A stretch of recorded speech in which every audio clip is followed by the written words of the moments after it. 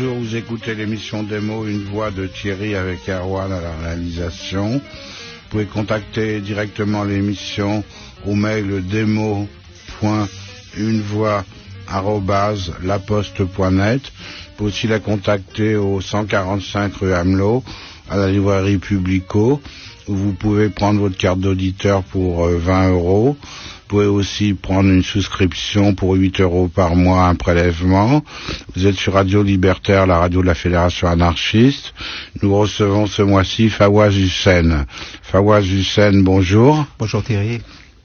Vous êtes né en 1953 dans un petit village au nord-est de la Syrie, en Mésopotamie. Vous avez suivi vos scolarités dans une ville qui s'appelle Hamouda. Aviez-vous une bibliothèque à la maison ?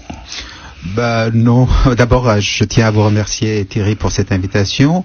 Non. Il y avait un seul livre à la maison et c'était le Coran. Et il n'y avait personne pour le lire parce que mes parents ne savaient ni lire ni écrire. Alors le Coran, il était là, tout simplement parce qu'on était un peu musulmans comme ça, par tradition si vous voulez. Et puisque mes parents voulaient que je sois un bon musulman, pour mériter le paradis, il fallait absolument passer par le Coran et l'école coranique. Mais mes parents n'ont jamais vraiment insisté sur ça, plutôt mes parents voulaient que je fasse de bonnes études. Et les livres sont entrés à la maison avec moi, et bien sûr avant tout c'était les BD, et après les petits romans, et après les romans jeunesse, et après les frères romans. Et vous aviez des frères et sœurs ? Alors, c'est une question incroyable parce que je me trompe souvent, parce que mon père, en réalité, a eu 2 femmes. La première femme, de la première femme, il a eu 7, pour moi, 7 frères et sœurs, mais il faut dire 7 demi-frères et sœurs. Mais pour moi, c'est 7 frères. Et de ma mère, j'ai 9 frères et sœurs. Ça veut dire en tout, nous sommes 17 frères et sœurs. Voilà, d'un père et de 2 mères. Quelles lectures d'enfance vous ont marqué ? Alors, comme tous les enfants, j'ai d'abord quand je suis Qu'est-ce qu'on lit là-bas ? Alors, il n'y avait pas de livre comme vous avez dit. Je vous ai dit, à la maison, il n'y avait pas. À l'école ? À l'école, quand je suis allé à l'école, le problème c'était ça, c'est qu'à l'école, on parlait une langue que je ne parlais pas. À la maison, je ne parlais que le kurde avec mes frères et mes sœurs et avec les gamins du quartier. Quand je suis allé à l'école, je me suis rendu compte que je ne comprenais pas la langue qui était enseignée à l'école, l'arabe. Alors du coup, il m'a fallu énormément de temps, énormément d'efforts pour apprendre l'arabe. Et c'est pour ça que j'ai insisté, j'ai dit au début que le Coran m'a aidé parce que le maître de l'école coranique, c'était un kurde. Les versets, bien sûr, sont toujours en arabe, mais il nous donnait des traductions. Par contre, quand j'étais à l'école arabe, à l'école nationale, quand j'étais là pour apprendre la langue officielle du pays, les professeurs ne parlaient que l'arabe, et pour eux, je devais absolument oublier ma langue maternelle. Ça m'a pris beaucoup de temps pour apprendre l'arabe. De quelle année à quelle année à peu près ? Alors, moi je suis allé tard à l'école, je pense que j'avais 7 ou 8 ans quand je suis allé à l'école, et puisque je suis né en 53, je peux dire que je suis en 1960, je suis allé à l'école, mais comme je vous ai dit, je ne parlais que ma langue maternelle. Et après, je ne sais pas comment, je me suis rendu compte à un moment donné que oui, que je parlais l'arabe, que je pouvais lire en arabe, et même le directeur de mon école, qui était une école privée, c'était un prêtre, et il nous enseignait quelques bribes du français. C'est pour ça, cet homme, il m'a donné le goût de la langue française dès mon enfance. Hamouda, vous avez eu votre bac, série sciences en 73. Pourquoi un bac série sciences et pas littérature ? Alors oui, c'est encore une question très intéressante parce que moi j'aurais bien aimé faire des études de lettres. Mais avec les études de lettres, qu'est-ce qu'on devient ? On devient un professeur, et un professeur, il a un tout petit salaire, il ne gagne rien du tout. Qu'est-ce qu'on peut devenir ? Pas grand-chose en devenant professeur. Mes parents voulaient absolument que je fasse des études scientifiques pour devenir médecin, et à la rigueur ingénieur, mais plutôt médecin, parce que les médecins, d'abord, la mortalité est très forte dans cette région qui est un peu abandonnée par le régime central de Damas. Alors les médecins sont très très bien vus dans la région. Je pense qu'en France aussi c'était comme ça dans le passé. Mes parents voulaient que je devienne médecin, mais moi dès que j'ai eu mon bac, j'ai décidé quand même de suivre ma vocation. J'avais lu énormément de romans en arabe, toute la littérature russe à l'époque. Il y avait l'Union soviétique à l'époque. Alors toute la littérature soviétique russe passait par le Liban. Là-bas on faisait les traductions et nous on pouvait les lire très facilement. C'était des livres qui étaient presque gratuits, presque donnés, qui ne coûtaient presque rien.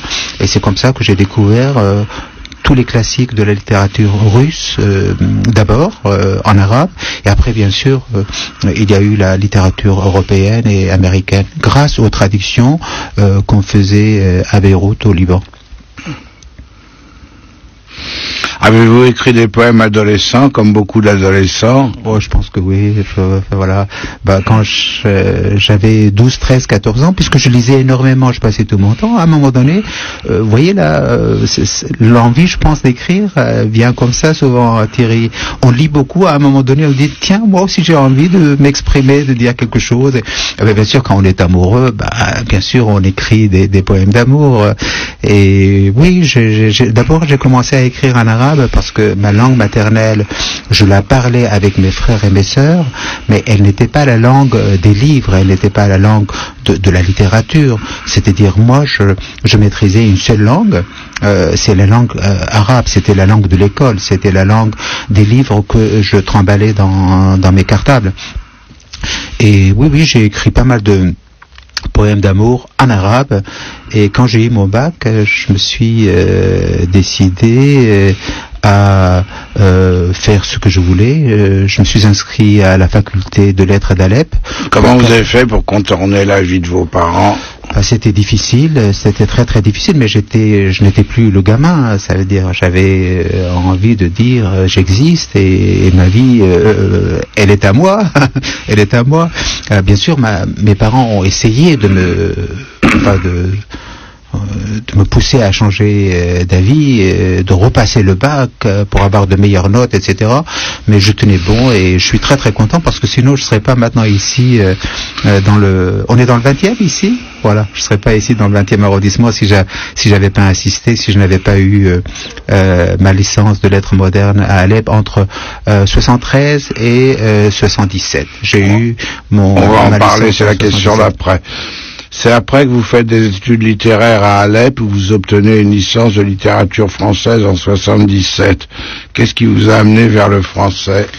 Alors, ce qui m'a amené vers le français, comme je vous ai dit, quand j'étais à l'école élémentaire, le prêtre de cette école, c'était une école privée catholique. Le prêtre dispensait quelques bribes du français. Et je ne sais pas pourquoi j'ai eu une sorte de coup de foudre pour cette langue. Et ce monsieur aussi, à un moment donné, puisqu'une fois il m'a demandé de compter jusqu'à 10, et quand j'ai réussi à compter jusqu'à 10 en français, il n'en revenait pas. Et il a dit, voilà, Fawaz, mon petit Fawaz, il faut absolument que plus tard, voilà, que tu mises sur cette langue, et c'est devenu une sorte de vocation pour moi. Et ce prêtre catholique de mon école, c'était, voilà, il a joué ce rôle. C'est grâce à lui que j'ai choisi la littérature française et que j'ai fait une licence de civilisation et de littérature française à Alep. Et voilà, après j'ai atterri à Paris. Et qu'ils étaient rares, les catholiques, à l'époque, dans votre pays? Oui, surtout dans ma région. Dans ma région, qui se trouve à l'extrême nord-est de la Syrie, dans ce qu'on appelle le bec du Canard. Dans cette région, d'abord, il n'y avait pas beaucoup de Kurdes non plus, il n'y avait personne. À l'époque de l'Empire ottoman, il n'y avait que des tribus arabes et kurdes qui étaient là avec leurs troupeaux, leurs chameaux, leurs dromadaires, plutôt, parce que chez nous c'est plutôt les dromadaires. Et avec la naissance de la Syrie, avec l'arrivée vous pouvez rappeler, parce que vous la rappelez dans votre livre, la construction factice de la Syrie. Bah oui, ça veut dire quand l'Empire ottoman a perdu la guerre, comme l'Allemagne, la Première Guerre mondiale, les Français et les Anglais ont débarqué au Moyen-Orient. Ils ont créé la Syrie, le Liban, la Palestine, l'Irak, et voilà, toute cette région a été tracée par les grandes puissances vainqueurs de la Première Guerre mondiale. Et la Syrie, elle est née comme ça, entre Sykes et Picot, sont deux généraux qui ont décidé de donner cette forme à la Syrie et à l'Irak. C'est comme ça que, c'est pour ça, l'effet de cette politique était très néfaste, parce que du coup la moitié de ma famille s'est trouvée de l'autre côté de la frontière, du côté turc. Et c'était la même chose pour tout le monde. Ça veut dire en Afrique, je pense que c'était la même chose à l'indépendance. Vous voyez, on a avec des lignes droites partout, que ça soit en Algérie, que ça soit pour le Tchad, que ça soit pour le Mali, etc. Les Touaregs jusqu'à maintenant, ils ne reconnaissent pas ces frontières, parce qu'ils se promenaient comme ils voulaient. Et c'est vrai, ces frontières se sont dressées d'un seul coup, d'abord dans le paysage, et deuxièmement dans l'imaginaire, parce que dans mon imaginaire à moi, la frontière qui se trouve au nord de ma ville, à 1 kilomètre à pied, voilà, à 1 kilomètre de chez moi, cette frontière, c'était une bande de terre minée. Il y avait des mines, il y avait des barbelés, il y avait des miradors, il y avait des patrouilles des soldats turcs. Et avant, par exemple, à l'époque de mon père traversait cette frontière à l'époque de l'Empire ottoman, pour aller faire ses courses du côté qui se trouve actuellement en Turquie, et à l'époque c'était tout simplement l'Empire ottoman. Alors oui, cette frontière, elle est là. Maintenant, quand je suis chez moi et quand je regarde vers le nord, je vois la frontière, elle est là comme infranchissable, quoi. Et vous pouvez y retourner maintenant ? Alors, je retournais en Syrie jusqu'à l'an 2010, mais quand les événements ont commencé, cette guerre, cette révolution a commencé, c'est devenu très dangereux pour tout le monde, et surtout que la moitié de la population syrienne a changé un Syrien sur 2 n'habite plus dans son appartement, dans sa maison. Il se trouve soit à l'étranger, soit dans une autre ville en Syrie. Beaucoup au Liban et en Turquie. En Turquie, en Irak, et il y a eu 1 million de Syriens il y a 2 ans en Allemagne. Voilà, la moitié de ma famille se trouve actuellement en Allemagne. Des cousins, des voisins, des neveux, des nièces. C'est incroyable. J'y étais en Allemagne il n'y a pas longtemps et j'ai vu la moitié de ma famille là-bas, et heureusement que pour les jeunes ça va très très bien, mais pour les personnes âgées c'est très très difficile de s'adapter. Les jeunes, bien sûr, ils ne connaissent pas la frontière. Là où ils se sentent bien, c'est leur patrie à eux, mais pour nous c'est un peu difficile de rompre. Moi je vis tout le temps, physiquement je suis ici, et dans ma tête je suis souvent dans cette ville à Mouda, ou dans le petit village où je suis né. Quels auteurs contemporains vous ont marqué qu'en découvrant un livre, on découvre un monde ? Alors, vous voyez, moi je suis plutôt comme une éponge, puisque j'ai lu énormément, d'abord en arabe et après en français. Énormément d'écrivains vraiment m'ont marqué. Je peux pas dire quel est l'écrivain qui m'a le plus marqué, mais je sais que Albert Camus m'a énormément marqué. Ça, c'est vraiment, je suis très très content qu'il ait marqué beaucoup d'autres mondes, quoi, des générations. Et moi, il y a un auteur américain qui m'a beaucoup marqué dans le passé, c'est John Steinbeck, Les raisins de la colère. C'est vrai, ce roman m'a énormément plu. Et de la littérature française, je sais que le livre qui m'a le plus vraiment marqué, c'est Voyage au bout de la nuit de Céline. Voilà. Et récemment, je lis énormément de la littérature américaine, de la littérature francophone, nord-africaine, si vous voulez. Je lis un peu de tout, et je suis très très ouvert à toutes les influences.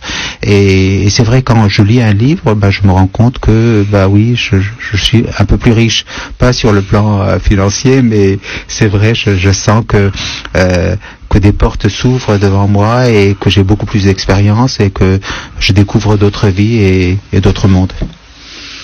Bonjour, vous écoutez l'émission Des mots, une voix de Thierry. Vous pouvez contacter directement l'émission au mail demo.unevoix@laposte.net. Vous pouvez aussi la contacter par courrier à la librairie Publico, émission Démo Une Voix, 145 rue Amelot, dans le 11e arrondissement à Paris. Nous allons mettre un morceau de musique. Musique Erwan.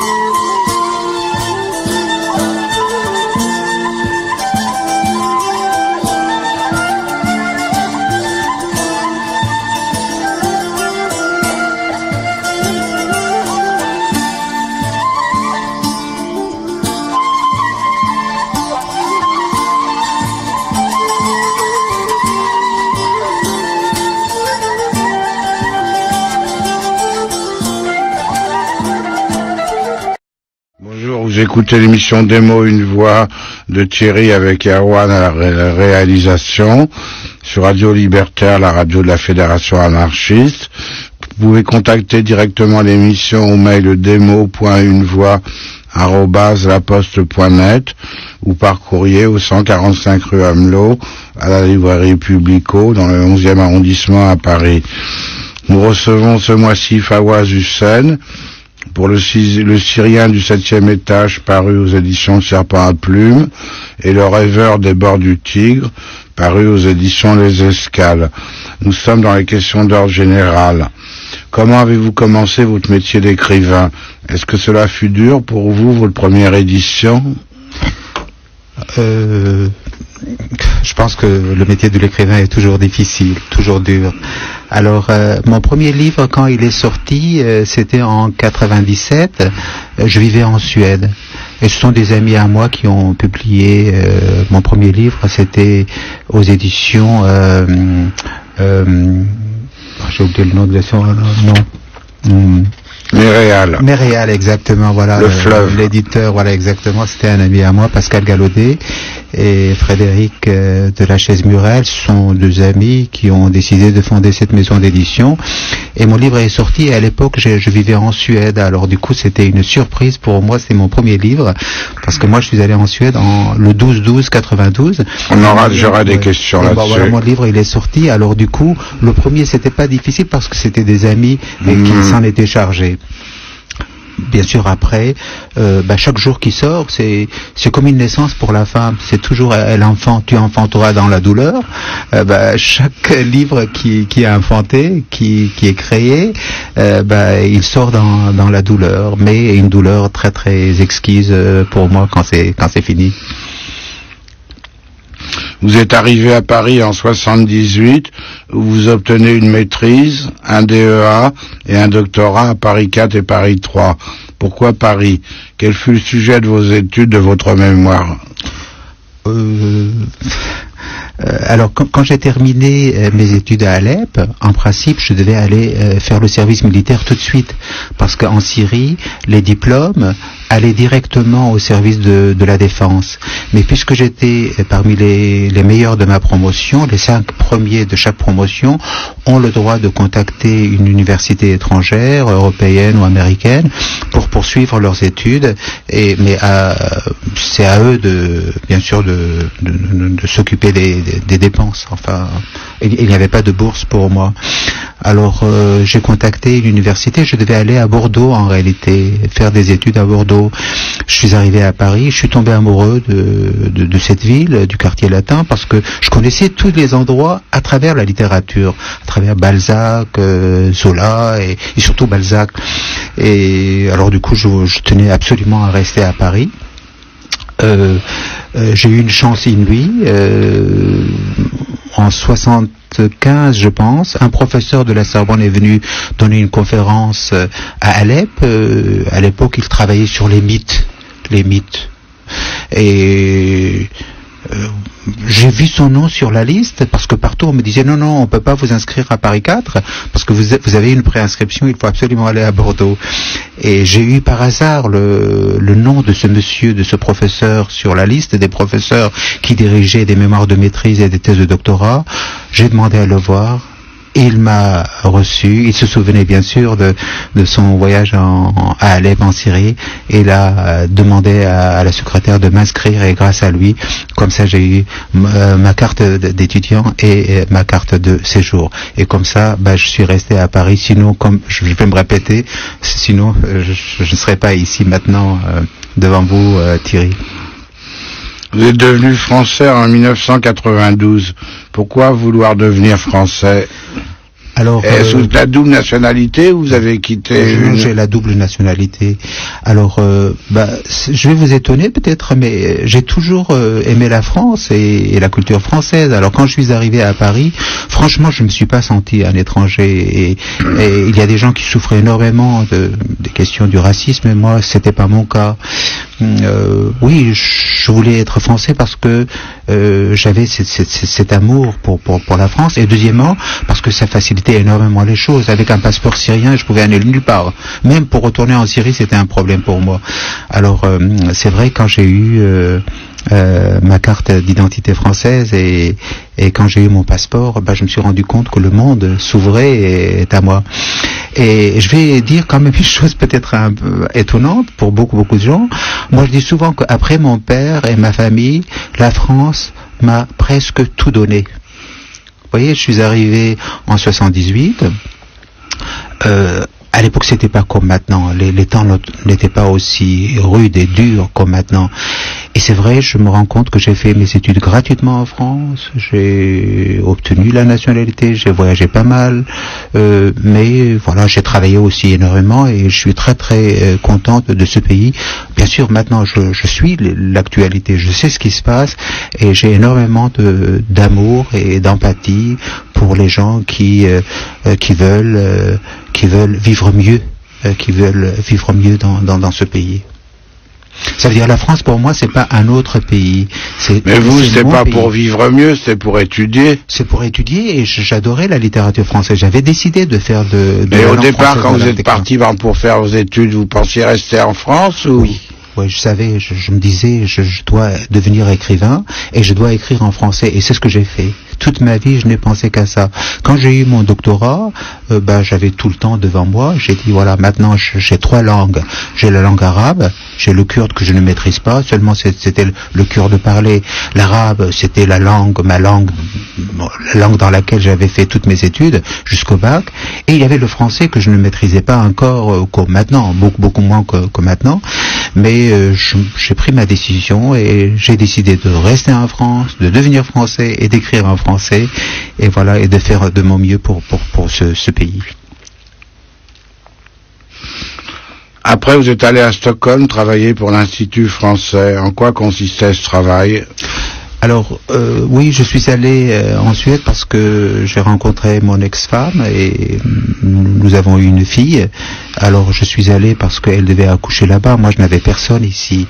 Alors, je me suis installé à Stockholm pour m'occuper de ma fille plutôt. Et je suis resté quand même 8 ans en Suède. Tant que ça marchait, voilà, je suis resté.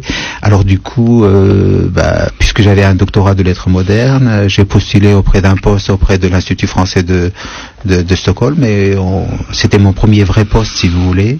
J'ai travaillé 5 ans pour l'Institut, et après je suis allé 3 ans à Laponie, où j'étais maître de conférence tout au nord de la Suède, où je suis resté 3 ans. Alors ces années passées en Suède m'ont fait énormément de bien, dans le sens où j'ai eu un travail pour la première fois, un travail sérieux pour la première fois. J'ai commencé à écrire pour les journaux et les revues en Suède, mais j'écrivais en français. J'avais un ami qui me traduisait en suédois, et comme ça j'ai commencé à... Et vous voyez, comme ce que j'ai dit là, mon livre il est sorti, le premier livre est sorti en France à Paris, rue de la Chine, et j'étais en Suède. Pas loin de chez vous, ça. Oui, c'est incroyable. Comme c'est. Après, je me suis, je passe presque chaque jour. Je traverse rue de la Chine, quoi. C'est juste à côté de chez moi, quoi. Place Gambetta. Vous pouvez nous dire c'est quoi la musique que vous avez mis tout à l'heure? C'est vous qui l'avez amenée. Alors, oui, cette musique, le musicien s'appelle Johan Hadjo. Il a le même âge plus ou moins que moi. Il vient d'une grande famille, la famille Hadjo, c'est une grande famille kurde. Il se trouve, je pense, en Suède, mais il a pas mal voyagé, comme on dit, bourlingué comme tous les exilés. Et dans cette chanson, il parle de l'exil, il parle de la beauté du pays, la nostalgie, et comment on est obligé de se séparer, de faire une sorte d'amputation, parce que quand on part de chez soi, il y a quelque chose, il y a un déchirement, il y a une amputation. Alors voilà, et il s'en va, et quand il est à l'étranger, dans le froid peut-être de la Scandinavie, je pense qu'il est en Suède maintenant, ou en Norvège, mais je pense qu'il est en Suède, il parle de la beauté, de l'amour qu'il a pour la patrie, pour le Kurdistan.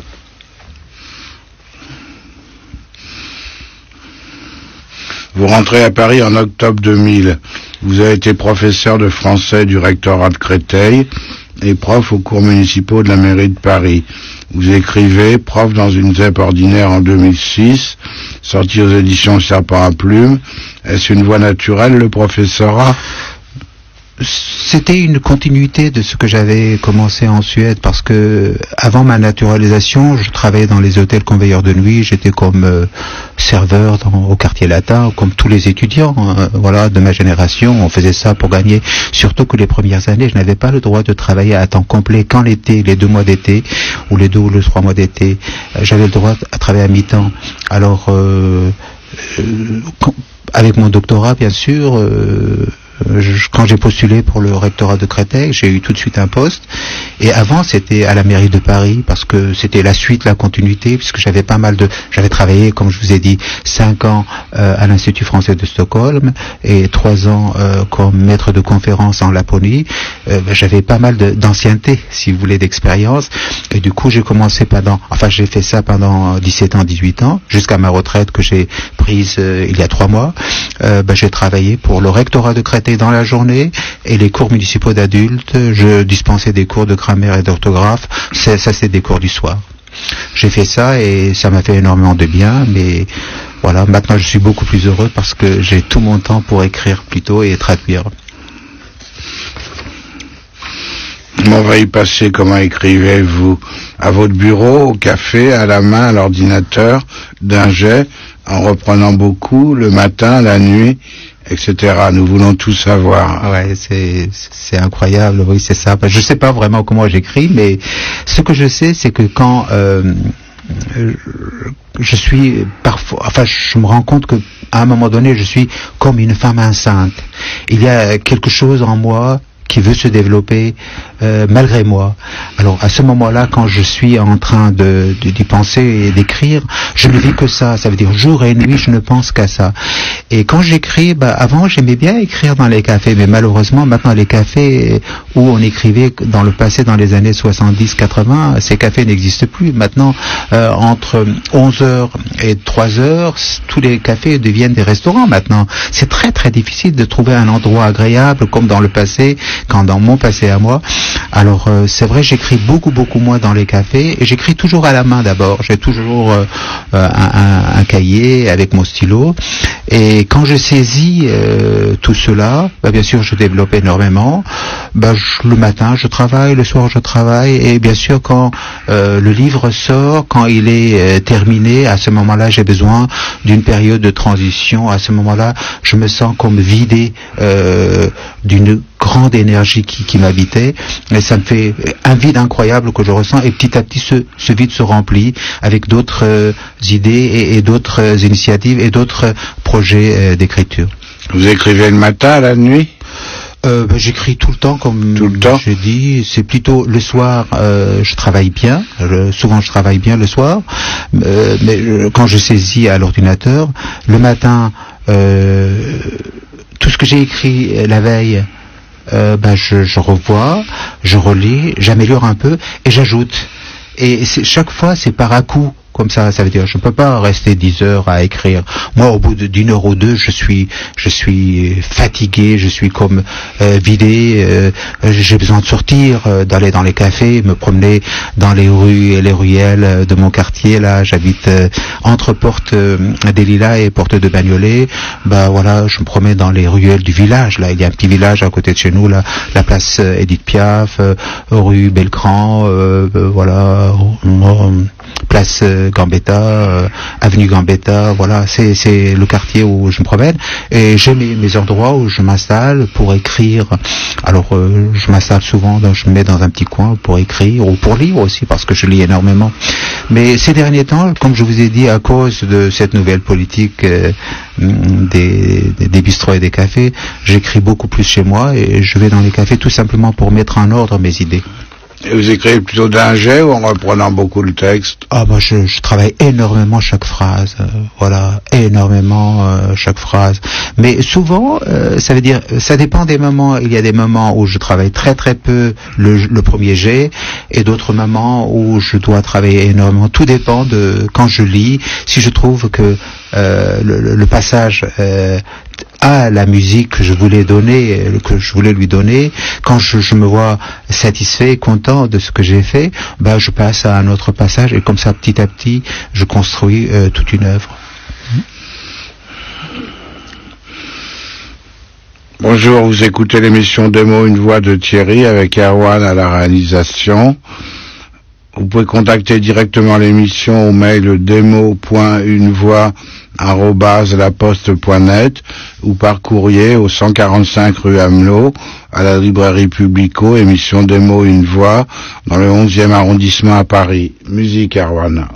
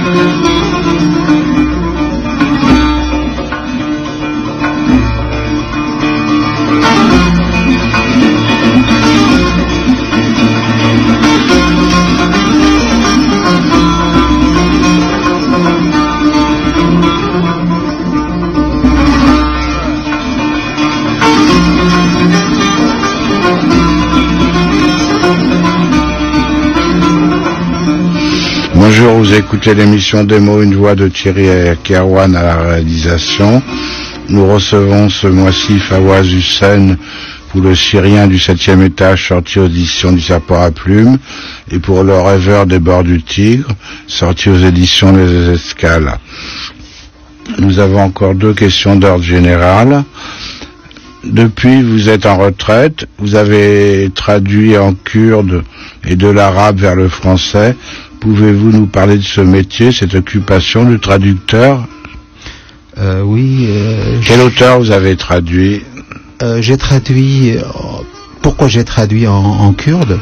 Parce que je dois toujours, c'est une sorte de dette que je dois à ma langue et à ma culture. Il fallait absolument que je traduise L'étranger de Camus et Le Petit Prince d'Antoine de Saint-Exupéry en kurde. C'est ce que j'ai fait. C'est une sorte de devoir, voilà, une sorte de reconnaissance et de devoir. Alors, et après, plutôt pour des questions de sous, j'ai commencé à traduire de l'arabe vers le français. Récemment, en 2014, je pense, j'ai traduit 2015 ou 2015, je pense, j'ai traduit un livre de l'arabe vers le français. Et l'année dernière aussi, j'ai traduit de l'arabe vers le français. Mais quand je traduis de l'arabe vers le français, c'était deux commandes de ma maison d'édition Le Serpent à Plumes, et ça m'a permis de mettre un peu d'argent, un peu de beurre dans mes épinards, quoi, comme on dit. Voilà, de gagner un peu d'argent. Quel auteur classique aimez-vous? J'ai posé la question contemporain tout à l'heure dans les classiques. Maintenant, vous avez dit Balzac. Oui, j'aime beaucoup Balzac. En plus, on n'est pas loin du Père Lachaise, là, il est juste à côté. Voilà, j'ai beaucoup aimé, par exemple, le Père Goriot, et la scène finale se déroule au Père Lachaise quand Rastignac, il regarde vers Paris, il dit Paris à nous deux maintenant. Et quand je passe par le cimetière, je fais toujours dire un petit coucou à Balzac. Et bien sûr, il y a beaucoup d'autres. Tous les écrivains français m'ont marqué. Et les poètes? Ah, les poètes aussi, j'adore René Char, ça c'est mon poète préféré. Oui, René Char, Baudelaire bien sûr. Qui n'aime pas Baudelaire? Comment on peut dire je n'aime pas Baudelaire? Il y en a qui n'ont pas lu parce qu'ils n'ont pas lu. Ça, il faut dire mais on peut pas ne pas aimer, c'est sûr. C'est l'un de mes poètes préférés. Il est tellement profond, il est incroyable, et surtout ce que j'aime chez Baudelaire, c'est son vécu aussi, son enfance et comment il est mort dans la misère, mais il croyait toujours à son talent. Il écrivait à sa mère, il disait maman, un jour je serai quelqu'un de célèbre. Pour le moment c'est vrai. Et il y a une chose aussi qu'on a oubliée, Baudelaire aussi était un grand traducteur et était un grand critique d'art. Souvent je lis ces critiques d'art, c'est magnifique, mais bien sûr ces Fleurs du Mal, c'est incontournable. Il faut absolument passer par, bien sûr il y a Verlaine aussi, il y a Arthur Rimbaud. Il a traduit Poe aussi, Baudelaire. Il a traduit Poe de l'américain, de l'anglais, oui, c'est ça. Un écrivain qui ne lit pas, c'est impossible. Il y a des auteurs qui sont des provocateurs, qui disent moi je ne lis pas. Moi je sais, il y a des gens qui disent mais c'est pas possible, impossible. Alors il faut absolument lire énormément, et quand on est un immense lecteur, on peut peut-être être un petit auteur, quoi, ça dépend. Mais moi je sais que chaque fois quand je lis un livre, ça me fait énormément du bien. Voilà, je pense que c'est Umberto Eco qui disait quelqu'un qui ne lit pas, il a une vie, mais quand quelqu'un a lu 300 livres, il a 300 vies de plus, voilà, à la vie qu'il a. Et moi, c'est grâce à ces auteurs que j'ai lus, c'est vrai, je suis très très riche de beaucoup de vies. Je propose que maintenant nous parlions du Syrien du 7e étage, sorti aux éditions du Serpent à Plumes.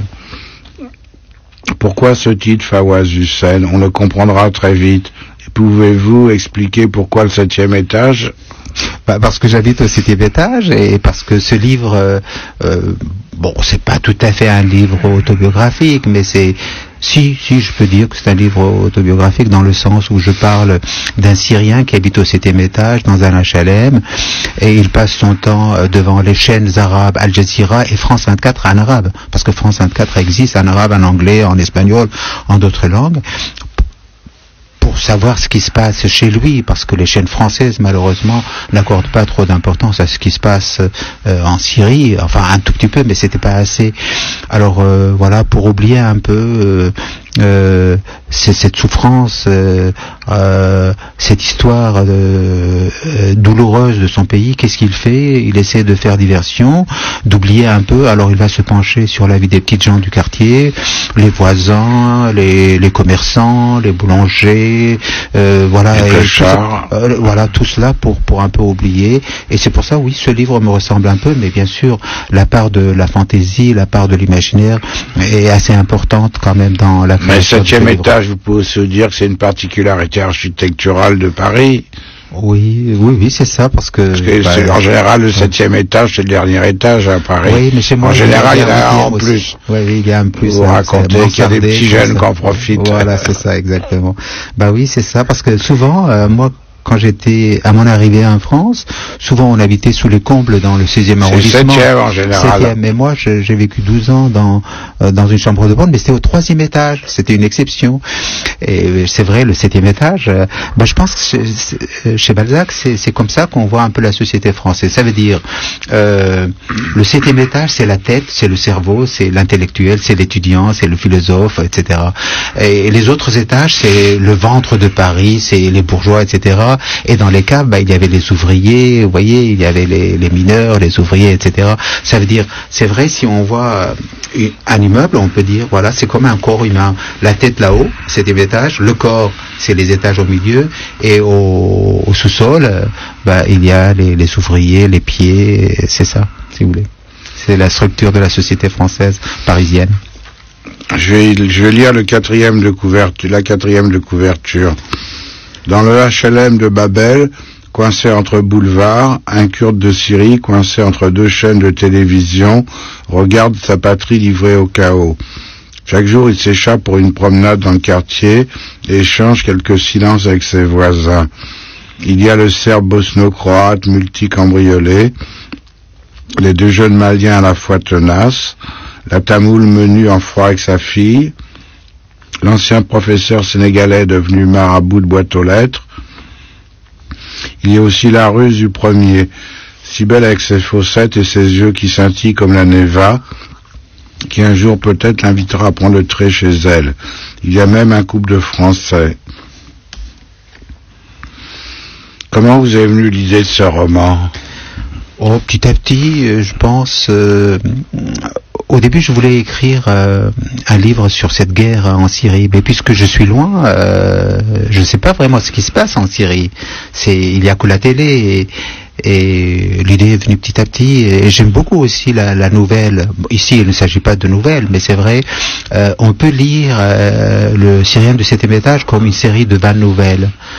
Le narrateur est le même, l'immeuble est le même, si vous voulez, le temps et l'espace, c'est la même chose, mais chaque fois, dans chaque chronique, c'est le personnage qui change un tout petit peu, mais ensemble, c'est vrai, si vous voulez, c'est un roman, une sorte de miroir dans lequel on a donné un coup de poing.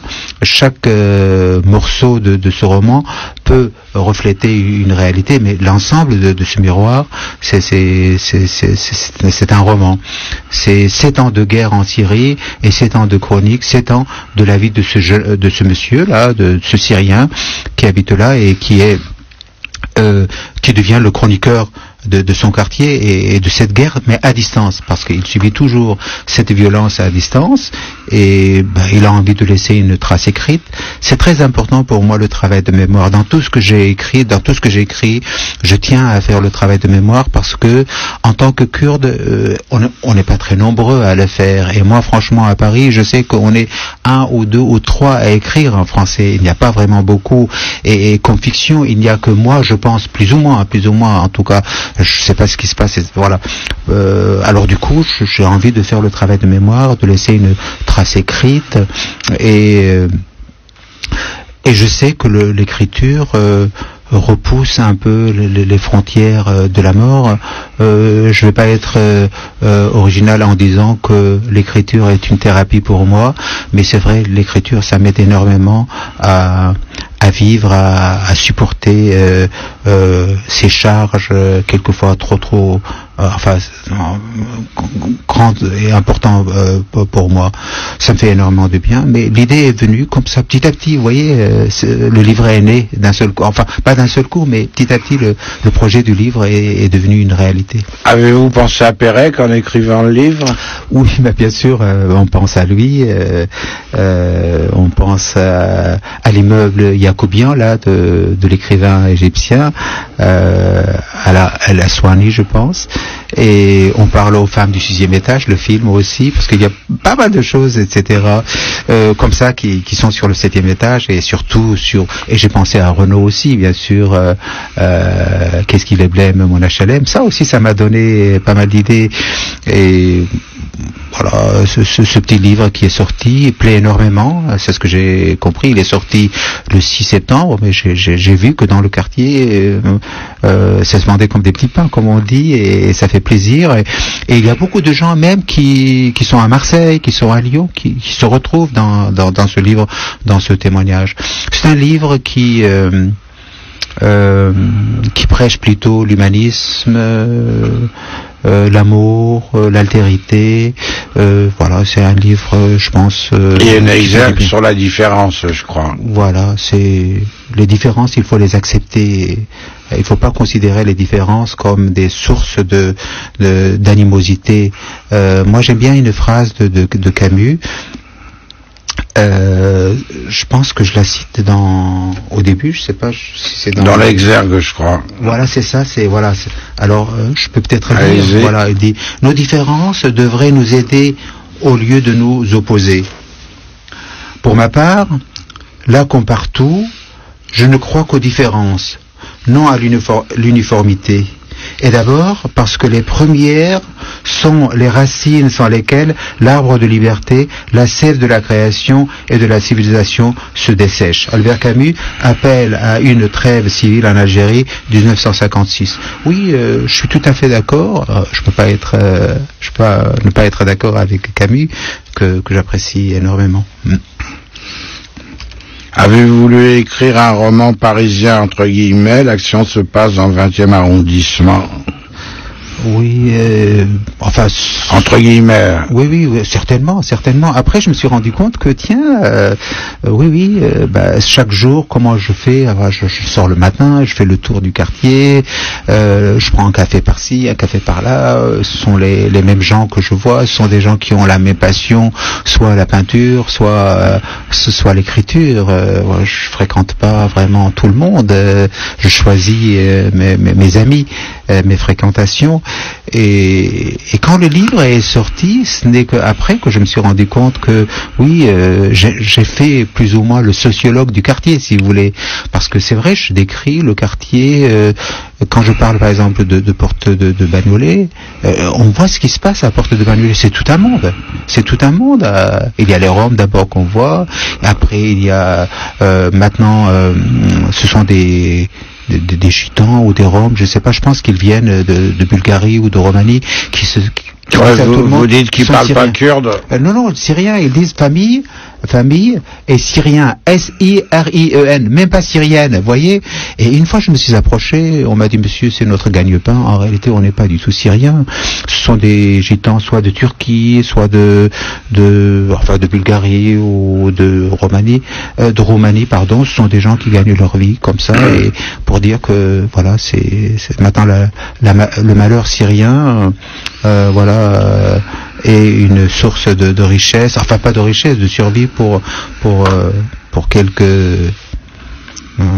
des personnes, quoi. Quel est le rôle de la télévision dans la vie du narrateur? Alors ça, je passe très peu de temps.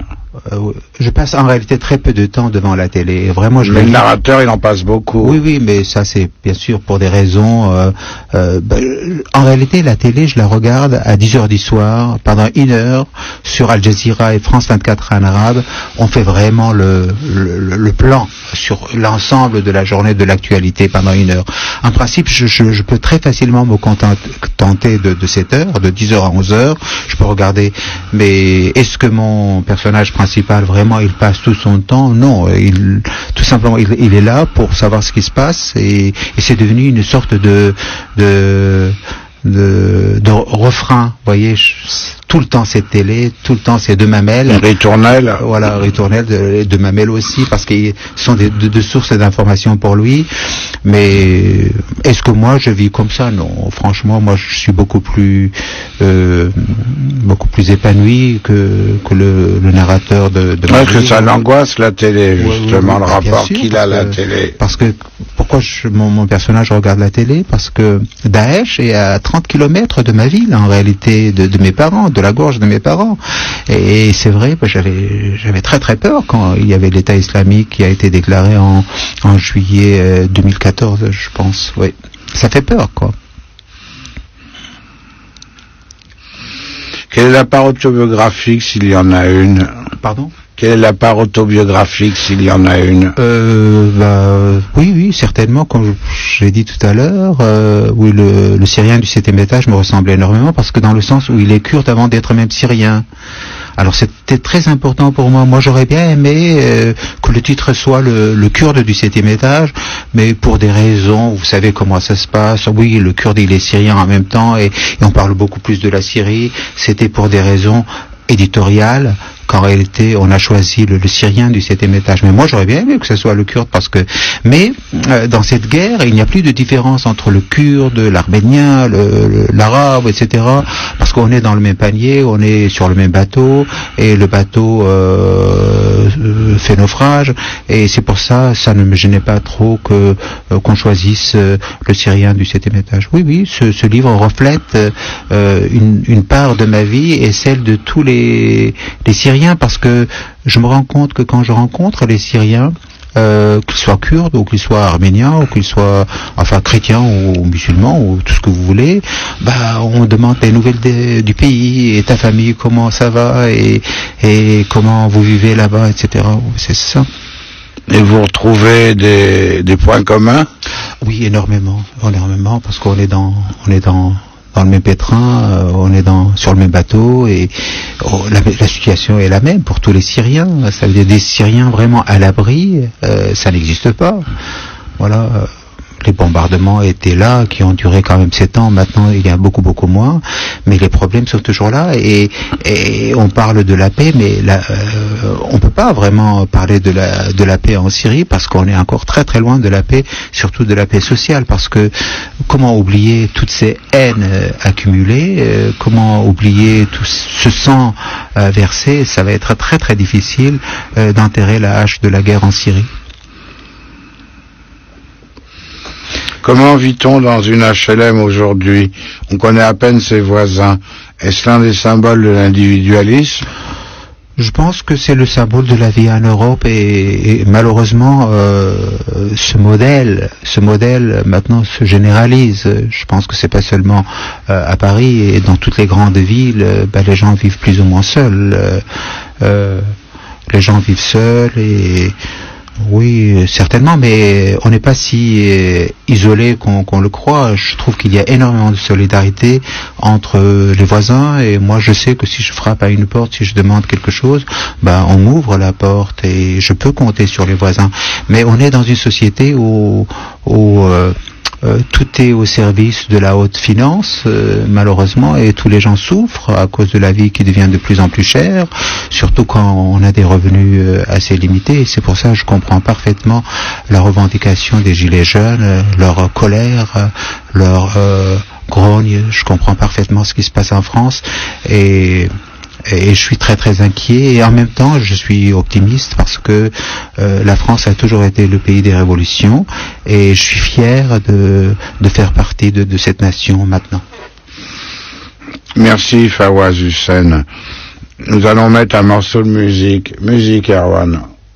Erwan à la réalisation, sur Radio Libertaire, la radio de la Fédération anarchiste. Vous pouvez contacter directement l'émission au mail demo.unevoix@laposte.fr. Nous recevons ce mois-ci Fawaz Hussein pour le Syrien du 7e étage, sorti au Serpent à Plumes, et pour le Rêveur des bords du Tigre, sorti aux éditions Les Escales. Nous avons eu quelques questions d'ordre général. Puis nous sommes passés au Syrien du 7e étage. Nous allons continuer, puis après passer au Rêveur du Tigre. Dans le syrien du 7e étage, le narrateur est pris entre deux cultures. Pouvez-vous nous parler de cela un peu ? Je me suis toujours senti pris entre deux exils, deux cultures, plusieurs langues. Oui, il est pris entre ses origines kurdes et syriennes et la vie qu'il mène ici. Mais pour moi, être pris entre ces deux cultures, c'est pas un problème. Au contraire, c'est un enrichissement pour moi. Ça veut dire, j'ai jamais considéré les langues que je parle comme des contradictions. Mon pays d'origine et mon pays d'adoption qui est devenu mon vrai pays, si vous voulez, parce que j'ai vécu beaucoup plus en Europe qu'en Syrie. Non, j'assume. Je suis très très à l'aise dans mon exil, si vous voulez, dans la vie que je mène. Voilà, ça veut dire, mes racines sont là-bas. Le tronc et l'arbre, ça veut dire les branches et les feuilles sont ici. Pour moi, c'est ça l'antiquité, c'est ça. Moi, je peux pas vivre uniquement de mes racines. Je ne peux pas. Le tronc et l'arbre, les branches ne peuvent pas vivre sans les racines. Voilà, c'est comme ça. Je me compare plutôt à un arbre. Le narrateur a une petite amie. Pourquoi cela a-t-il cessé ? Oh, bah, ça, c'est le narrateur qui la laisse tomber. Ce sont des choses qui arrivent dans la vie, quoi. Voilà. Vous voyez, là, ça veut dire, on rêve d'une vie et on a une autre vie. Mais on va pas se suicider à cause de ça. Je pense que non, mais parce qu'il se plaint, mais il est seul, quoi, à la fin de sa vie. Alors que c'est lui qui lui a dit. Il se rendait pas compte qu'il allait vivre cette solitude. Bah oui. C'est ça. Souvent, on se rend pas compte. Vous voyez là, souvent quand je vois des amis, quand je leur dis au revoir, c'est impossible de dire c'est vraiment la dernière fois qu'on se dit au revoir, parce que tout peut arriver à n'importe quel moment. Souvent je me dis, mais tel ami, qu'est-ce qu'il est devenu? Il a disparu, on ne sait pas ce qui est arrivé. Vous voyez, c'est ça veut dire le hasard peut nous réserver énormément de possibilités.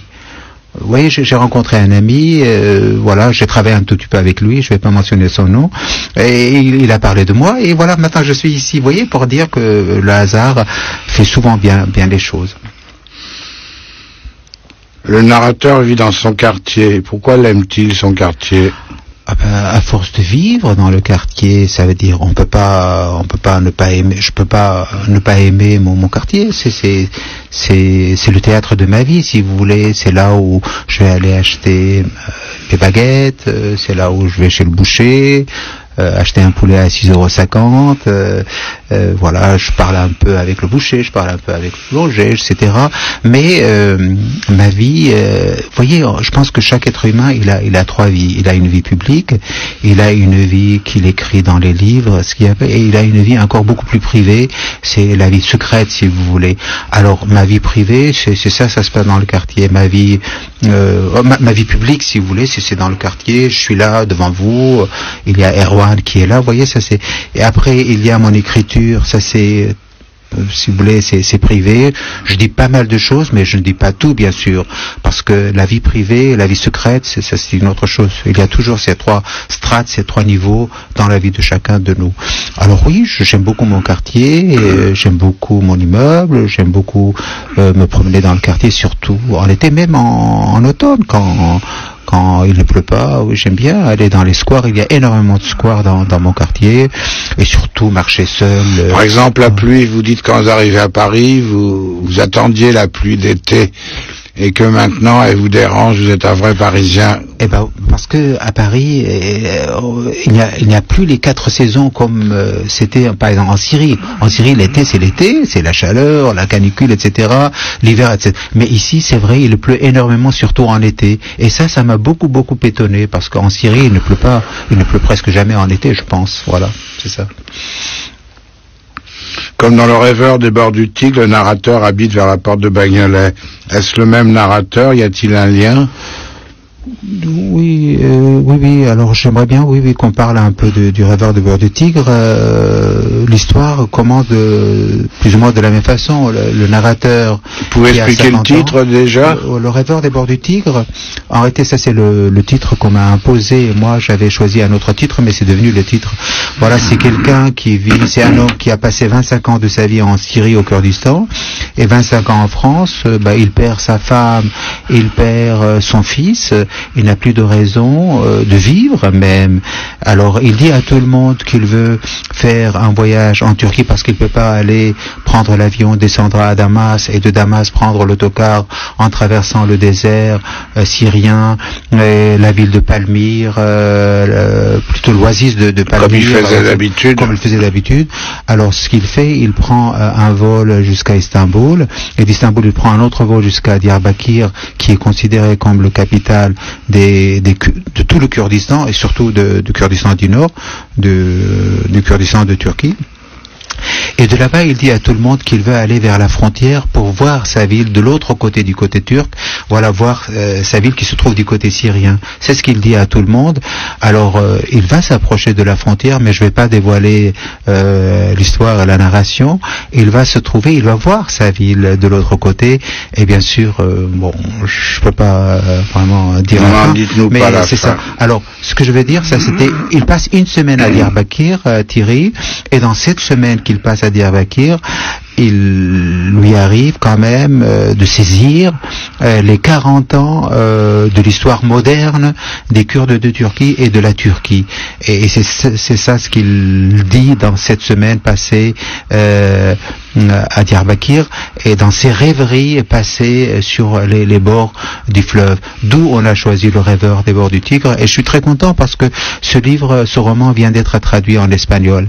Voilà, je suis très très content. Il est sorti le 1er octobre chez un éditeur qui s'appelle Larad Ediciones, voilà, à Madrid.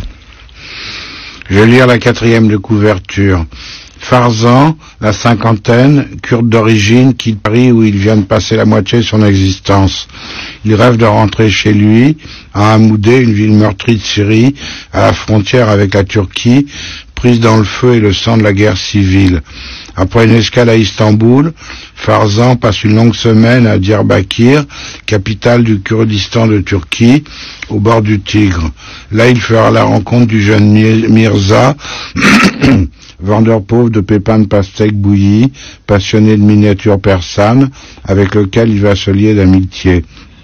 En faisant ce voyage, Farzan pensait seulement revoir sa ville natale, mais sa rencontre avec Mirza bouleversera tout. En lui, il trouvera à nouveau l'espoir, la renaissance possible d'un peuple opprimé et d'une langue trop souvent piétinée.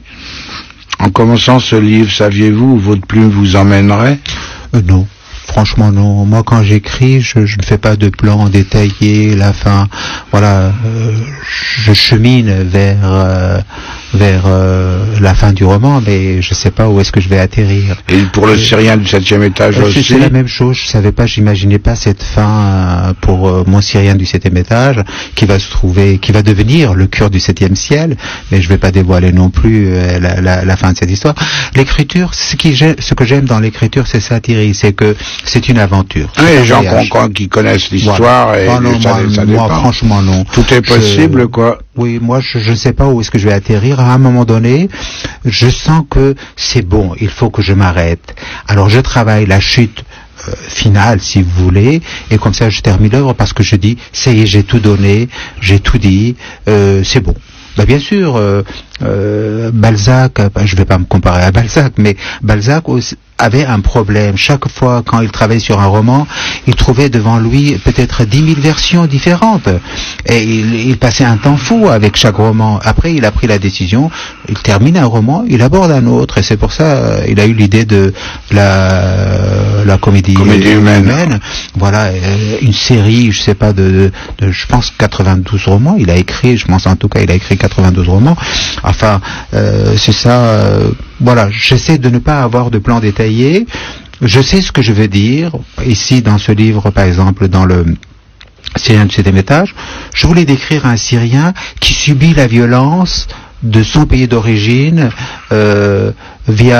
par les chaînes de télé, et il ne peut rien faire. Et pour se protéger, si vous voulez, qu'est-ce qu'il fait? Il se penche sur la vie des petites gens du quartier. Ça, c'était l'idée générale, mais je savais pas que j'allais terminer ce roman de cette façon. Voilà. Vous faites comme un appel au fantastique, entre guillemets, avec le moineau, les papillons. Pourquoi Fawaz Hussein, sans raconter? Oui, alors je pense que chaque auteur a son passé, son présent et son avenir. Mon identité, elle n'est pas encore faite, elle n'est pas terminée. J'évolue à chaque instant. Dans mon enfance, il n'y avait que ça, des légendes, des contes, des histoires qu'on nous racontait. À l'époque, il n'y avait pas la télévision.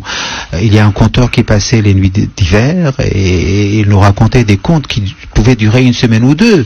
Et toute ma vie, elle est pétrie, elle est faite, si vous voulez, imprégnée de ces contes qu'on me racontait. Et moi, je ne peux pas me contenter de la réalité telle que je la vois à Paris. J'ai besoin d'une autre réalité, de ma réalité à moi, pour avoir mon style, pour écrire ce que j'écris. Souvent on a posé la question à Gabriel Garcia Marquez, il a dit voilà le réalisme fantastique ou magique, etc. Mais pour Gabriel Garcia Marquez, le réalisme, c'est tout simplement son réalisme à lui, c'est le réel qui s'imposait à lui quand il a passé les 7 premières années de sa vie avec son grand-père, sa grand-mère, c'est son vécu à lui. Et quand il parle dans 100 ans de solitude ou l'amour au temps de choléra ou chroniques d'une mort annoncée, en réalité pour lui, il est dans le réel, c'est son réel à lui, mais c'est vrai, ce réel vu de Paris, ça nous semble surnaturel et irréel. Alors oui, dans ma vie, il n'y a pas de frontière nette et claire entre ce qu'on appelle le réel et le fantastique ou le surréel. Ou dans les deux livres, on trouve un peu de fantastique. Dans l'autre aussi, dans le syrien aussi. Voilà, c'est ça. Oui, c'est pas ça. Beaucoup moins dans le syrien. Voilà, c'est ça. Il y a beaucoup de métamorphoses. Il y a beaucoup. C'est vrai, dans le rêveur du bord du Tigre, il y a le moineau qui vient, qui explique l'histoire. Je pense que je m'inspire pas mal indirectement de la culture de mon pays d'origine. Dans mon pays d'origine, il ne faut pas oublier que les fables de La Fontaine, ça vient de l'Inde, par l'Iran, ces fables sont arrivées ici. Et quand on ne pouvait pas affronter la tyrannie des rois, des forts, qu'est-ce qu'on faisait? On avait recours à la parabole, à des animaux pour illustrer un peu, pour dire ce qu'on avait envie de dire. Et je pense qu'indirectement, je le fais. Quand j'ai recours au langage des oiseaux, c'est qu'il y a des choses que peut-être que je ne peux pas dire directement et que je trouve que c'est mieux d'avoir recours aux fables, avoir recours aux contes et à la fantaisie. Dans ce roman, on voit 2 enfants que l'on marie sans leur avis. Pourquoi les familles ne respectent-elles pas le libre choix des enfants? Dans le rêveur des bords du Tigre. L'enfance chez nous, elle est écrasée.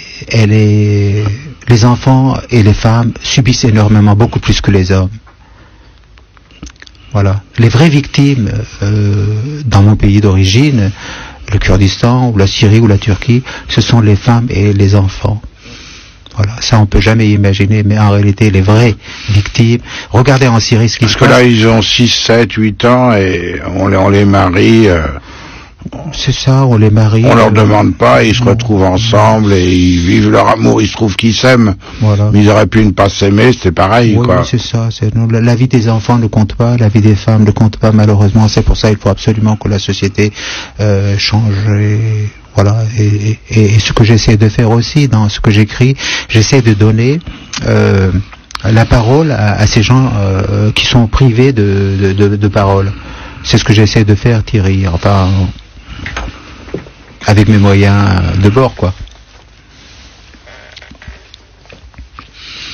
Farzan, le narrateur, fait un long voyage pour retourner chez lui.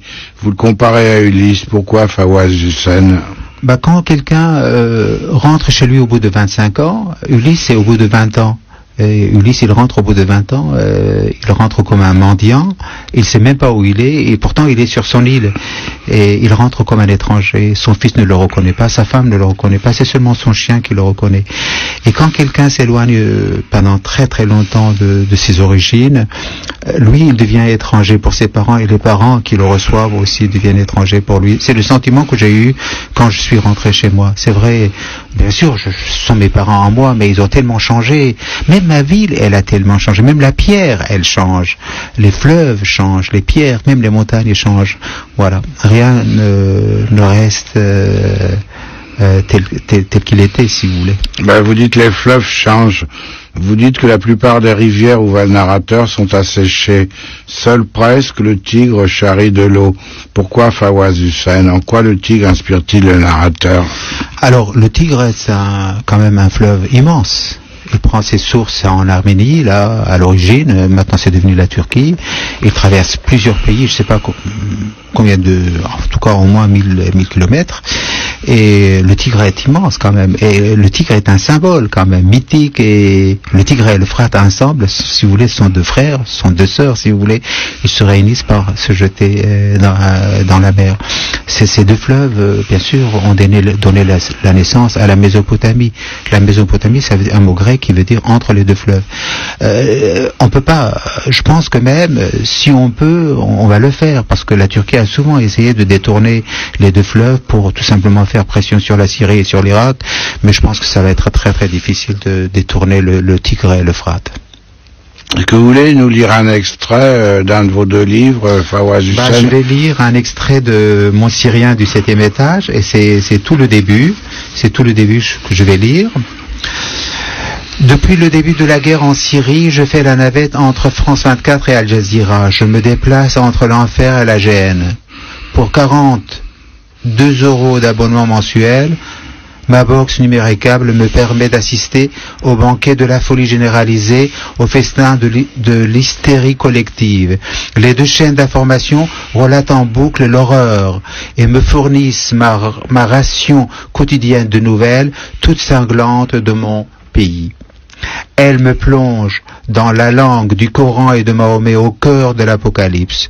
Je fais le plein de cadavres déchiquetés, d'immeubles pulvérisés, de survivants qu'on dégage des décombres et qu'on transporte d'urgence sur des motos dans des hôpitaux de fortune.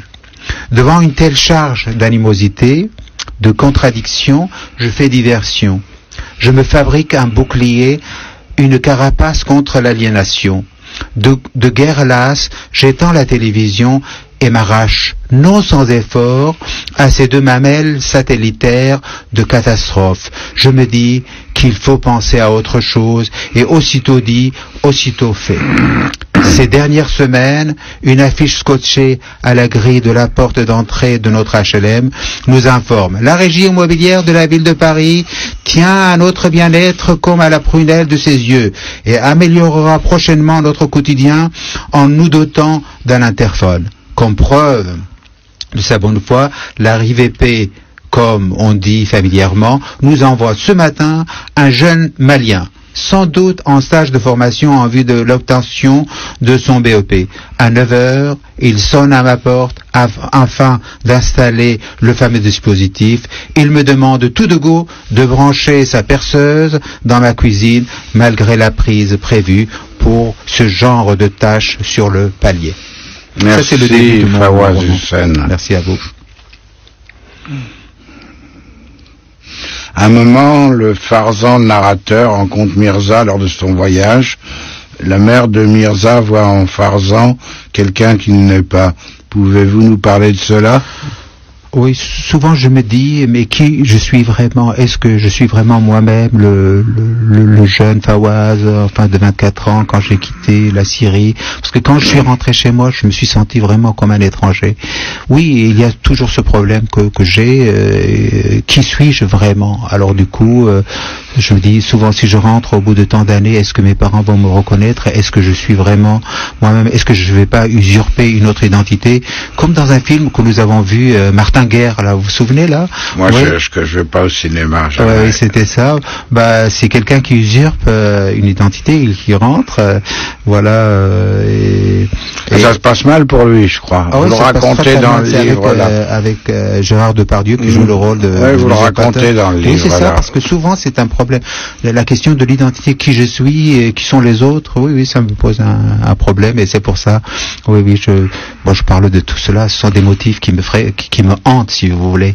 Voilà, dans tous mes livres, il y a toujours, voilà, ces motifs. Ce sera le mot de la fin, Fawaz Hussein. Oui, ça a passé très vite, j'avais encore des questions, je pensais que j'en aurais pas assez. Je vous remercie, Fawaz Hussein. C'est moi qui vous remercie, Thierry. Vous avez écouté l'émission Démo, une voix de Thierry avec Erwan à la réalisation. Nous avons reçu ce mois-ci Fawaz Hussein pour le Syrien du 7e étage sorti au Serpent à Plumes, et pour le rêveur des bords du Tigre sorti aux éditions Les Escales. Nous allons mettre un morceau de musique et après vous aurez l'émission de Michel Le Mélange, de Michel Polizzi. Musique. En fait, on va aller à l'autre musique directement sur Radio Libertaire, 89.4 FM, la voix sans Dieu ni maître ni publicité de la Fédération anarchiste. Et on souhaite un bon anniversaire au guitariste Robin Ford qui nous amène ici à un moment de pluie.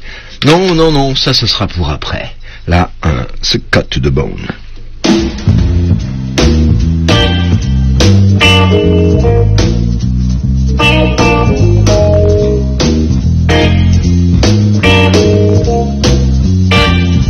Nobody knows when it all began. This kind of trouble between a woman and man. You know the nature of a love bring pain. You tell me you never wanna feel that way again. And I seem to be the highlight of all your problems. You cut me to the bone. Baby, you cut me to the bone. You know how to make a man feel like the way you cut me to the bone. You've gone a long way from loving me. Now you leave me in misery. Forget about it, all that we've been through. You're gonna do the thing you wanna do, and you don't wanna hear a single word I'm saying. You cut me to the bone. Baby, you cut me to the bone. You know how to make a man feel like the way you cut me to the bone.